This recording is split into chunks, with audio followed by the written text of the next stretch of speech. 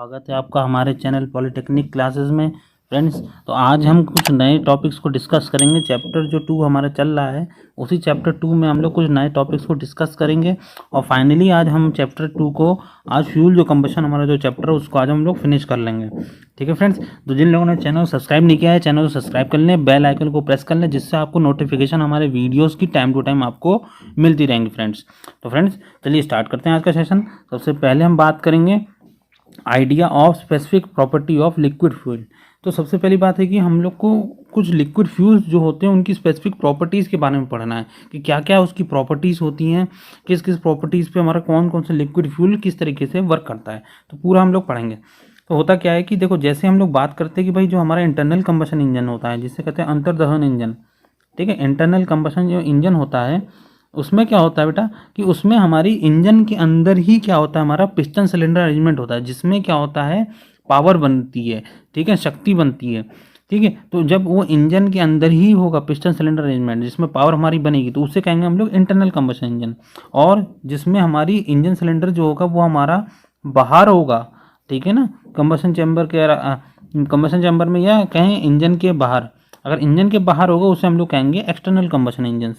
ठीक है, तो उनमें क्या होता है कि उनमें कंप्रेशन होता है, 4 स्टेजेस में होता है। पहला होता है सक्शन, दूसरा होता है कंप्रेशन, तीसरा होता है पावर स्ट्रोक, ठीक है, और चौथा हमारा जो होता है गैसेस जो हमारी निकलती हैं, एग्जॉस्ट स्ट्रोक हमारी कहलाती है। ठीक है, तो 4 स्ट्रोक में हमारा इंजन वर्क करता है। ठीक है, तो इंजन में क्या होता है कि कंप्रेशन डेवलप होता है और उसमें कंप्रेशन रेशियो बनता है।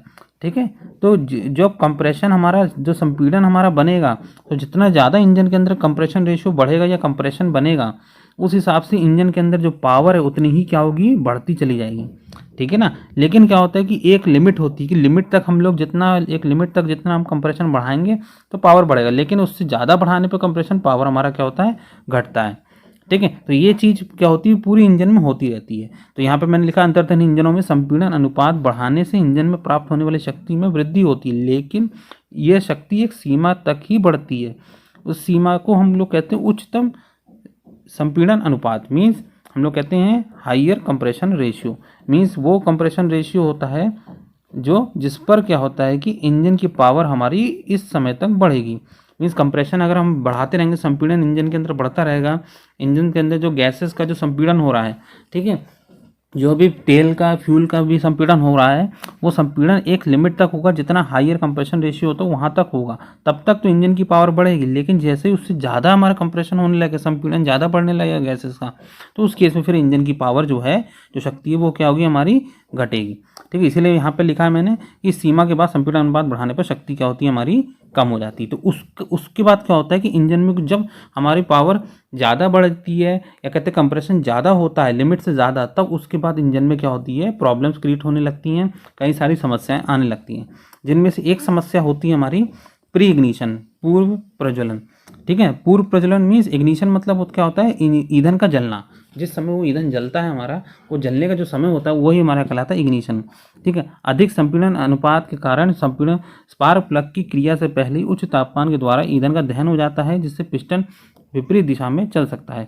तो होता क्या है कि इंजन के अंदर जो लगा होता है स्पार्क प्लग का काम ये होता है कि जब इंजन के अंदर कंप्रेशन, संपीड़न बहुत अधिक हो जाता है, तो स्पार्क प्लग क्या करता है, स्पार्क जनरेट करता है, स्पार्क बनाता है। वो सिलेंडर के अंदर जहाँ कंप्रेशन गैसेस होती है, संपीड़न गैसेस, उनके ऊपर स्पार्क डलता है। जैसे ही स्पार्क डलेगा इंजन के अंदर, तो उससे क्या होगा कि वो जो गैसेस है वो जल जाएंगी और हाई पावर के साथ, प्रेशर के साथ वो बनेंगी। उससे क्या होगा, इंजन हमारा वर्क करता है।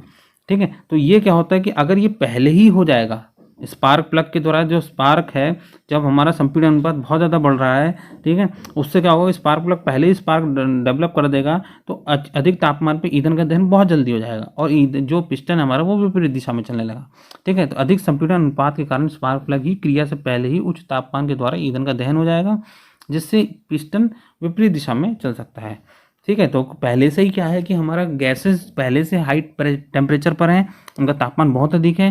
तो जैसे ही स्पार्क प्लग डलेगा, तो जो रिक्वायर्ड समय होता है कि जिस पर हमारा स्पार्क डलना चाहिए, उससे पहले हमारा क्या होगा, स्पार्क आ जाएगा और पिस्टन हमारा जल जाएगा, पिस्टन कह रहे हैं, गैसेस हमारी जल जाएंगी। ठीक है, इसी को कहते हैं हम लोग प्री इग्निशन। ठीक है, दूसरा क्या होता है, नॉकिंग होता है। ठीक है। नॉकिंग की अवस्था में दहन प्रारंभ करने के बाद ज्वाला बहुत तेजी से आगे बढ़ती है, जिससे ईंधन की अति संपीड़ित भाग, अंतिम भाग जो होता है बहुत तेजी से एकदम दहन होता है। इस एकदम दहन के बाद शॉक वेव बनती है, सिलेंडर से टकराती है और ध्वनि करती है। इसी को ही हम लोग क्या कहते हैं, नॉकिंग कहते हैं। अब देखो नॉकिंग और डिटोनेशन क्या होता है, हम लोगों ने अभी बात करी थी कि इंजन के अंदर गैसेस होती हैं, ठीक है, फ्यूल का और एयर का मिक्सचर होता है, ठीक है। शुरुआत में क्या होता है कि इंजन के अंदर फ्यूल हमारा तेल जाता है, पेट्रोल या डीजल जाता है, उसके साथ एयर का मिक्सचर जाता है। एयर का मिक्सचर जाता है अंदर, वो जब जलता है तो बहुत ज़्यादा पावर डेवलप होती है। वो पावर पूरे इंजन सिलेंडर में क्या होती है, ट्रांसमिट होती है, ठीक है। तो जब ईंधन हमारा बहुत जल्दी ईंधन का जब कंप्रेशन है, वो जो संपीड़न है वो बहुत जल्दी से होगा, तो उससे क्या होगा कि जब जल्दी कंप्रेशन होगा तो उससे जल्दी से जल्दी क्या होगी, जो ट्रांसमिशन है वेव्स, जो हमारी गैसेस का ट्रांसमिशन होगा जलने का, वो भी बहुत तेज़ी से होगा। और जब वो तेज़ी से होगा तो जो सिलेंडर की जो दूसरी सतह वहाँ पर जाके वो टकराएगी, और टकराने के बाद क्या होगी, वेव डेवलप होगी, ठीक है। ये जो वेव डेवलप होगी हमारी एक बहुत झटके से, हाई प्रेशर के साथ, हाई टेम्परेचर के साथ जो सिलेंडर की सतह पर टकराएगी वेव गैसेस की, और उससे जो वेव बनेगी उसी को हम लोग कहते हैं नॉकिंग या डिटोनेशन, ठीक है बेटा। क्लियर हो रहा है यहाँ पे कि जो कंप्रेस्ड अंतिम भाग बहुत तेजी से एकदम दहन होगा, इस एकदम दहन के बाद एक शॉक वेव बनकर सिलेंडर से टकराएगी और ध्वनि करेगी, इसी को नॉकिंग या डिटोनेशन कहते हैं। तो ये जो नॉकिंग होती है या डिटोनेशन होता है, ये हर एक सिलेंडर में होता है, ठीक है ना। चाहे वो हमारा इंजन नया होता है, चाहे वो इंजन हमारा पुराना होता है, उनमें नॉकिंग और डिटोनेशन होती रहती है, ठीक है, ठीक। लेकिन क्या होता है कि जब इंजन हमारा नया होता है तो उनमें नॉकिंग और डिटोनेशन कम होता है, लेकिन जैसे जैसे इंजन हमारा पुराना होता चला जाता है, कई सालों पुराना हो जाता है इंजन, तो उसमें नॉकिंग और डिटोनेशन क्या होती है, बढ़ती रहती है, ठीक है ना। क्योंकि कभी कभी क्या होता है कि जब इंजन के अंदर जो फ्यूल और गैसेस का जो कंप्रेशन है, जो संपीड़न है बहुत ज़्यादा होगा, बहुत तेज़ी से होगा, तो उससे क्या होगा कि वेव्स भी बहुत तेज़ी से बनेगी, और जो सिलेंडर की दूसरी सतह पर वेव टकराएंगी तो उससे वेव बहुत ज़्यादा डेवलप होगी और साउंड और ध्वनि बनेगी, उसी को हम लोग नॉकिंग और डिटोनेशन कहते हैं, ठीक है बेटा। क्लियर हो रहा है इसमें। नेक्स्ट बात कर रहे हैं हम लोग नॉक रेजिस्टेंस। नॉक रेजिस्टेंस क्या होता है कि ये क्या होता है बेटा, ये ईंधन के गुणों पर डिपेंड करता है, ठीक है, कि ईंधन के गुण हमारे कैसे हैं, ईंधन की प्रॉपर्टी किस तरीके की है, जो फ्यूल यूज़ कर रहे हैं वो लोग किस तरीके का फ्यूल यूज़ कर रहे हैं, ठीक है, वही हमारे डिपेंड करते हैं। मान लो कि फ्यूल हमारा जितने ज़्यादा जल्दी चलेगा, ठीक है, वो जितने ज़्यादा हमारा क्या करेगा, क्या कहते हैं, हमारा फ्यूल डेवलप जलेगा, तो उससे नॉक जो रजिस्टेंस है वो उतना ही कम डेवलप होगा, ठीक है। और जितना भी फ्यूल हमारा धीरे धीरे जलेगा, ठीक है, या बहुत आराम से जलेगा, तो उनका नॉक रेजिस्टेंस क्या होगा, वो ज़्यादा होगा। नॉक रेजिस्टेंस मीन्स नॉक को रोकने की क्षमता, ठीक है। नॉकिंग अधिकतर प्रयोग की जाने वाली ईंधन के प्रकार पर निर्भर करती है, जो उनके तीव्र जलन आदि गुणों के कारण होते हैं। जल रहित अल्कोहल सबसे अच्छे नॉक रेजिस्टेंस होता है। मीन्स जैसे हम अगर बात करें पेट्रोल की और डीजल की, तो पेट्रोल और डीजल क्या है, इसमें अगर छोटा सा भी स्पार्क चिंगारी मिल जाए ये तुरंत जल जाएंगे, ठीक है। तो मीन्स इनके अंदर नॉकिंग बहुत ज़्यादा है, यह हम लोग कहें इनका नॉक रेजिस्टेंस जो है, नॉक को रोकने की जो क्षमता है ये बहुत ही कम है, ठीक है ना। क्योंकि इसको तुरंत जलाओगे, इसको आग के पास लाओगे पेट्रोल डीजल को, तो तुरंत जल जाएगा। मीन्स इनका नॉकिंग बहुत ज़्यादा डेवलप होगी, इनका नॉकिंग रेजिस्टेंस बहुत ही कम होता है, ठीक है। इसीलिए क्या होता है, इनकी नॉकिंग रेजिस्टेंस को बढ़ाने के लिए हम लोग क्या करते हैं, पेट्रोल और डीजल में कुछ ऐसे एंटी नॉक एजेंट मिलाए जाते हैं, जिससे क्या होता है कि पेट्रोल के अंदर जो नॉकिंग है वो ना बने। इसलिए पेट्रोल में कुछ ऐसे पदार्थ मिलाए जाते हैं जिससे कि नॉकिंग कम या समाप्त हो जाए। इन पदार्थों को एंटी नॉकिंग एजेंट और उनके उस गुणों को नॉक रेजिस्टेंस कहते हैं, ठीक है। तो होता क्या है कि पेट्रोल और डीजल बहुत तेज़ी से जलते हैं। अभी मैंने बात करी थी, पेट्रोल और डीजल जो होते हैं बहुत तेज़ी से जलते हैं। अगर इनमें छोटी सी भी चिंगारी स्पार्क मिल जाए तो ये फटाक से जल जाएंगे, ठीक है ना। तो ये जब फटाक से जलेंगे तो इन पे जो नॉकिंग होगी या डिटोनेशन जो होगा वो बहुत तेज़ी से होगा, ठीक है। या हम लोग कहें कि इनका नॉक रेजिस्टेंस जो होगा, नॉक रेजिस्टेंस की बात की जाए तो नॉक रेजिस्टेंस जो होगा वो हमारा बहुत ही कम डेवलप होगा। इसीलिए क्या होता है कि ऐसे जो हमारे ईंधन होते हैं जिनका नॉकिंग बहुत ज़्यादा होता है, इनकी नॉकिंग को कम करने के लिए हम लोग कुछ ऐसे कंपोनेंट या कुछ ऐसे एजेंट को मिलाते हैं जिससे उनकी नॉकिंग कम हो, ठीक है ना। उसको हम लोग कहते हैं एंटी नॉक एजेंट, ठीक है। और उनकी जो प्रॉपर्टी होती है उन्हें हम लोग कहते हैं नॉक रेजिस्टेंस, ठीक है बेटा। क्लियर हो रहा है इसमें हमारा नॉक रेजिस्टेंस। नेक्स्ट बात कर रहे हैं हम लोग सीटेन नंबर। सीटेन नंबर क्या होता है कि ये जो सीटेन नंबर होता है ये डीजल इंजन की प्रॉपर्टी होती है, डीजल फ्यूल की क्या होती है, ये प्रॉपर्टी होती है, जिसे हम लोग कहते हैं सीटेन नंबर, सीटेन अंक, सीटेन संख्या। ठीक है ना। डीजल इंजन में ईंधन की नॉकिंग लक्षण को सीटेन नंबर द्वारा बताया जाता है। इसके आधार पर सीटेन जो इसकी फॉर्मूला होता है 616H34 काफ़ी जल्दी जलता है और इसका सीटेन नंबर हम लोग 100 मानते हैं, जबकि अल्फा मिथाइल नेप्थलीन, ठीक है ना, ये C11H10 होता है, ये बहुत देर से जलता है, इसका सीटेन नंबर 0 मानते हैं। ठीक है, सीटेन नंबर कुछ नहीं होता बेटा, ये जो भी फ्यूल डीजल फ्यूल यूज़ कर रहे हैं हम लोग, जो भी डीजल इंजन में जो ईंधन या फ्यूल यूज़ कर रहे हो उसका ये सीटेन नंबर बताता है। ठीक है, कि भाई इसका सीटेन नंबर कितना है। सीटेन नंबर के आधार पर हम बता सकते हैं कि कोई फ्यूल जो डीजल फ्यूल जैसे यूज़ कर रहे हैं, डीजल इंजन में जो फ्यूल यूज़ किया रहा है, ईंधन यूज़ किया रहा है, वो किस क्वालिटी का है।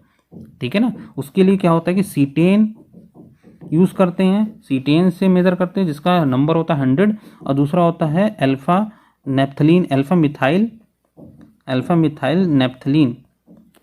ठीक है ना, नेप्थलीन, इसका नंबर हम लोग 0 रखते हैं। तो 0 से 100 के बीच में हमारा क्या होता है, सीटेन नंबर होता है। ठीक है, जितना सीटेन नंबर ज़्यादा होगा हम लोग कहेंगे कि वो डीजल इंजन का फ्यूल हमारा कितना क्या होता है, बहुत ही अच्छा माना जाता है। यहाँ पे देखिए मैंने लिखा सीटेन तथा अल्फा मिथाइल नेप्थलीन के मिश्रण में आयतन रूप में जितनी प्रतिशत सीटेन होती है उसी ईंधन का सीटेन नंबर होता है। अब जैसे हम मान लीजिए अगर हम डीजल की बात कर रहे हैं, ठीक है, डीजल की बात कर रहे हैं, डीजल में क्या है कि 70% हमारा क्या है, सीटेन है, और 30% क्या है उसके अंदर अल्फा मिथाइल नेप्थलीन है। ठीक है ना। अब देखो क्या होता है कि इसी से कंपेयर किया जाता है। अगर हमें किसी भी फ्यूल का सीटेन नंबर निकालना है, कोई भी डीजल फ्यूल होता है, डीजल इंजन में जो भी फ्यूल यूज़ किया जाता है, जो भी ईंधन यूज़ किया जाता है, उसका सीटेन नंबर निकालना है, तो सबसे पहली बात है कि उसके अंदर सीटेन की क्वांटिटी पता की जाए, उसके अंदर अल्फा मिथाइल नेप्थलीन की क्वांटिटी में पता की जाए। अगर मान लीजिए उसके अंदर 70% सीटेन पाया जाता है, ठीक है, वॉल्यूम के हिसाब से, ठीक है ना, बाय वॉल्यूम, और 30% बाय वॉल्यूम के हिसाब से अल्फा मिथाइल नेप्थलीन पाया जाता है, तो हम लोग कहेंगे कि ऐसे जो फ्यूल हैं, ठीक है, जिसके अंदर 70% सीटेन पाया जा रहा है और 30% नेप्थलीन पाई जा रही है, तो ऐसे फ्यूल को हम लोग कहेंगे कि उसका सीटेन नंबर कितना है, उसका सीटेन नंबर 70 है। ठीक है ना। तो कैसे पता चला, सीटेन और अल्फा मिथाइल नेप्थलीन के मिश्रण में आयतन रूप में जितनी प्रतिशत सीटेन होती है, ध्यान रखिए जितनी प्रतिशत सीटेन होती है, तो जितनी % सीटेन होगी वही ईंधन का सीटेन नंबर होगा। ठीक है ना। तो ये ध्यान रखिएगा कि जब हम लोग किसी भी ईंधन की सीटेन नंबर निकालते हैं तो उसके अंदर अगर परसेंटेज बाय वॉल्यूम जितना भी सीटेन प्रेजेंट होगा, ध्यान रखिए परसेंटेज बाय वॉल्यूम जितना भी सीटेन प्रेजेंट होगा वही ईंधन का क्या हो जाएगा, सीटेन नंबर होगा। ठीक है ना। और ये जितने भी फ्यूल होते हैं जो डीजल इंजन में यूज़ किए जाते हैं उन्हीं के लिए सीटेन नंबर निकलता है, ये ध्यान रखिएगा। डीजल इंजन में जो भी डीजल फ्यूल यूज़ किए जाते हैं उनके लिए होता है, पेट्रोल इंजन्स के लिए नहीं होता है, पेट्रोल फ्यूल के लिए ये नहीं होता है सीटेन नंबर। ये ध्यान रखिएगा सब कोई कि जो भी ये हम लोग सीटेन नंबर निकाल रहे हैं, ये डीजल इंजन में जो भी फ्यूल जो भी ईंधन यूज़ में ले जा रहे हैं उनका सीटेन नंबर हमारा निकलता है। अब हम नेक्स्ट बात कर रहे हैं, नेक्स्ट हमारा ऑक्टेन नंबर। ऑक्टेन नंबर क्या होता है, जैसे सीटेन नंबर डीजल इंजन के लिए होता है वैसे ही ऑक्टेन नंबर हमारा किसके लिए होता है, पेट्रोल इंजन के लिए होता है। पेट्रोल इंजन में जो हमारे फ्यूल यूज़ किए जाते हैं, जो भी तेल यूज़ किए जाते हैं, उसकी क्वालिटी, उसकी कैरेक्टरिस्टिक्स को मेज़र करने के लिए हम लोग ऑक्टेन नंबर का यूज़ किया करते हैं। इनमें क्या होता है कि इनमें होता है एक एन हेप्टेन और दूसरा होता है आइसो ऑक्टेन, दो चीज़ होती है इनके यहाँ इनमें ऑक्टेन नंबर को मेज़र करने के लिए।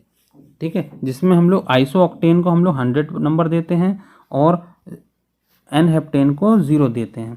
ठीक है, तो पेट्रोल इंजन में नॉकिंग के लक्षण को बताने के लिए ऑक्टेन नंबर का प्रयोग किया जाता है। इस आधार पर एन हेप्टेन बहुत तेज नॉकिंग करता है इसलिए इसका नंबर 0 माना गया है। इसके विपरीत आइसो ऑक्टेन बहुत कम नॉकिंग करता है इसलिए इसका नंबर 100 माना गया।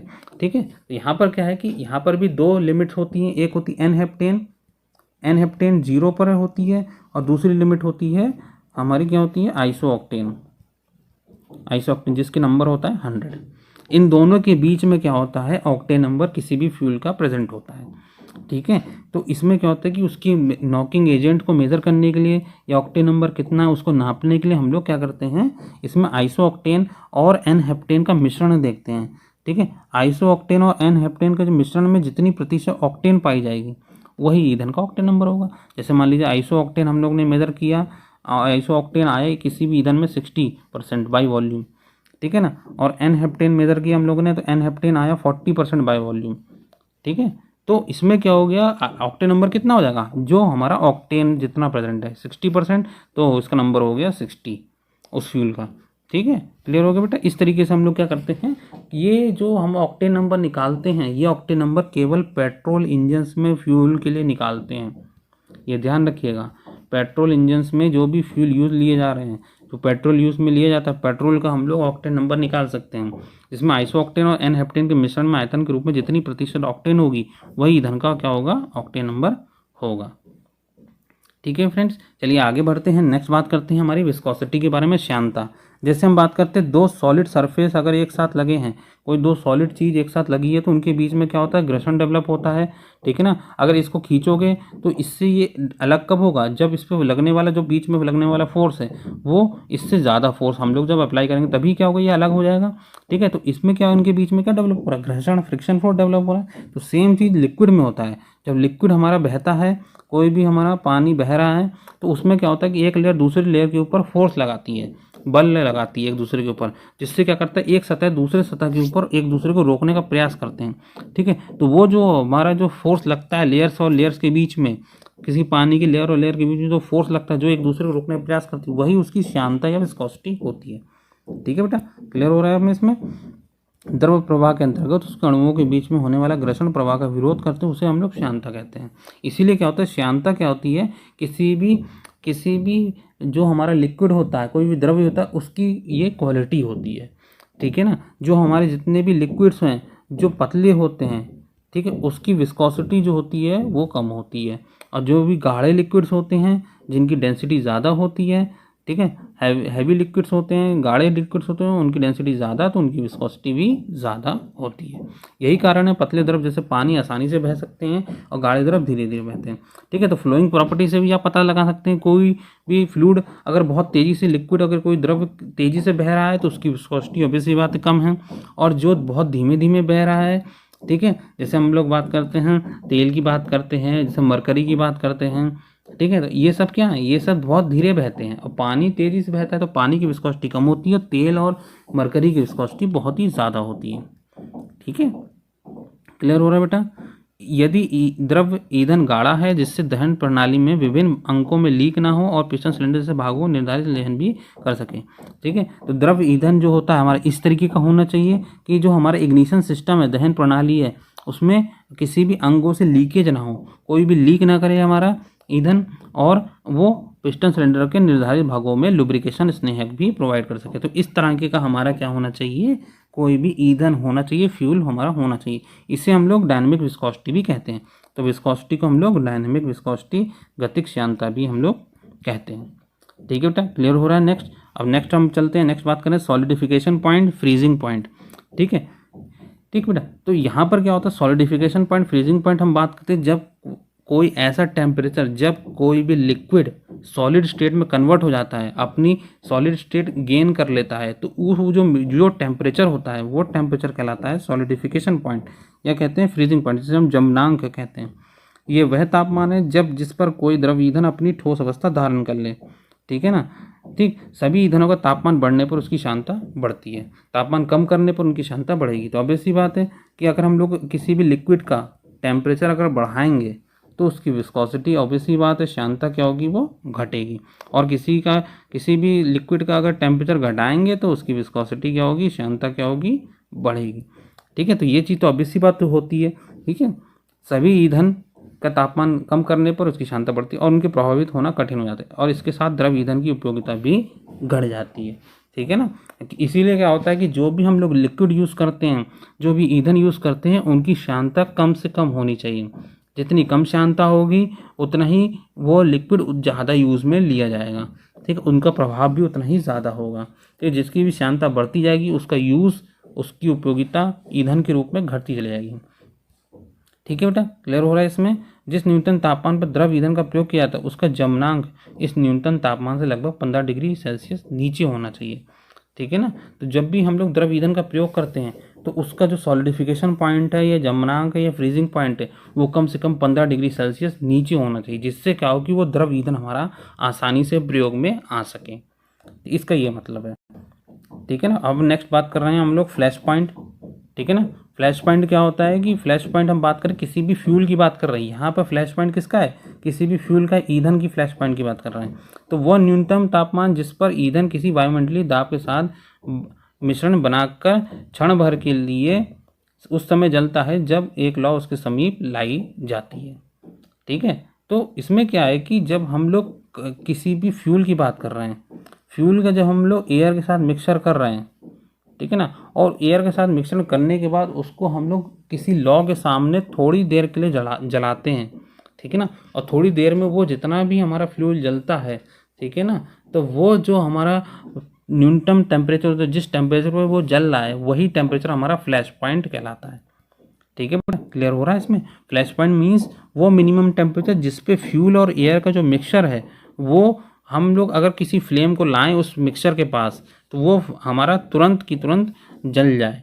जिस टेम्परेचर पे वो जलेगा वो हमारा फ्लैश पॉइंट होगा। तो ऑब्वियस ही बात है, वो टेम्परेचर जितना कम से कम होगा उतनी जल्दी क्या होगा, ईंधन हमारा जल जाएगा, ठीक है। ये होता है हमारा फ्लैश पॉइंट। दूसरा हम बात कर रहे हैं फ्लेम पॉइंट, ठीक है। फ्लेम पॉइंट क्या होता है कि जब किसी द्रव ईंधन का वो मिनिमम टेम्परेचर जब हम उसको इग्निशन करते हैं, जब उसे जलाते हैं और जब वो किसी फ्लेम के पास लाते हैं तो वो कम से कम 5 सेकंड तक लगातार जलता रहता है, तब उसका फ्लेम पॉइंट कहलाते हैं, ठीक है ना। फ्लैश पॉइंट क्या था, फ्लैश पॉइंट में क्या है कि वो कुछ देर के लिए, मान लीजिए 1 सेकंड के लिए जैसे ही आग लगाई वैसे ही वो जल गया, ठीक है ना, तो वो तो उसका फ्लैश पॉइंट होगा जिस पॉइंट पे वो जलेगा। फ्लेम पॉइंट क्या होता है, फ्लेम पॉइंट वो पॉइंट होगा, टेम्परेचर वो होगा, मिनिमम टेम्परेचर या न्यूनतम तापमान वो होगा जिस पर फ्लूइड, जिस पे हमारा ईंधन जो है वो थोड़ी देर तक जले, मीन्स 5 सेकंड तक या 10 सेकंड तक वो कंटिन्यूसली जले। तो जिस टेम्परेचर पे वो जलेगा वही हमारा कहलाता है फ्लेम पॉइंट, ठीक है बेटा। क्लियर हो रहा है हमें इसमें। फ्लेम पॉइंट, फ्लैश पॉइंट बहुत सिंपल चीज़ें हैं, इनको पढ़ लीजिएगा, इसको एज इट इज़ नोट्स बना लीजिएगा। आपको जैसा मैंने लिखा है सेम एज इट इज़ लिख के कॉपी में नोट्स बना लेगा, जिसके बाद पढ़िएगा, जिससे आपको ये चीज़ें हमारी क्लियर होंगी, ठीक है फ्रेंड्स। और बाकी आपको, आपके लिए हम लोगों ने टेलीग्राम चैनल ये पोस्ट कर दिया है, इस टेलीग्राम चैनल पर आप जुड़ जाइएगा। वहाँ पर सारी पीडीएफ्स, फ्री पीडीएफ्स मिलेंगी आपको हर एक वीडियोस लेक्चर्स की, ठीक है। और साथ साथ ये हमारा यूट्यूब चैनल जहाँ पर हम लोग अपनी वीडियोस अपलोड करते रहते हैं, वहाँ पर आप जाके इस वीडियो को दोबारा देख सकते हैं या और भी कोई सब्जेक्ट्स की वीडियोस को देख सकते हैं और ये शेयर कर सकते हैं। बाकी अगर आपको कुछ भी दिक्कत होती तो हमारा ये मेल आईडी है, इस मेल आईडी पर आप मेल करिए, हम आपको रिप्लाई देंगे। आप हमें टेलीग्राम चैनल पर भी मैसेज छोड़ सकते हैं, हम आपकी रिप्लाई तुरंत देंगे फ्रेंड्स, ठीक है फ्रेंड्स। तो आप सभी अपने दोस्तों को बता दीजिएगा कि किस तरीके से ये हमारा जो टॉपिक्स है वो सारे कवर कर रहे हैं। BMW का है और साथ साथ BMC का है, ठीक है। तो सभी लोग ध्यान रखिएगा, अपने फ्रेंड्स को बता दीजिएगा फर्स्ट ईयर स्टूडेंट्स, ताकि वो सब आके पढ़ सके। ये जो सब्जेक्ट है हमारा फर्स्ट ईयर सिविल में चलता है, ये सब्जेक्ट हमारा फर्स्ट ईयर इलेक्ट्रिकल में चलता है। तो ये आपस में फ्रेंड्स अपने फ्रेंड्स को बता दीजिएगा, जिससे वो ये टॉपिक्स को पढ़ लें और कवर कर लें, ठीक है।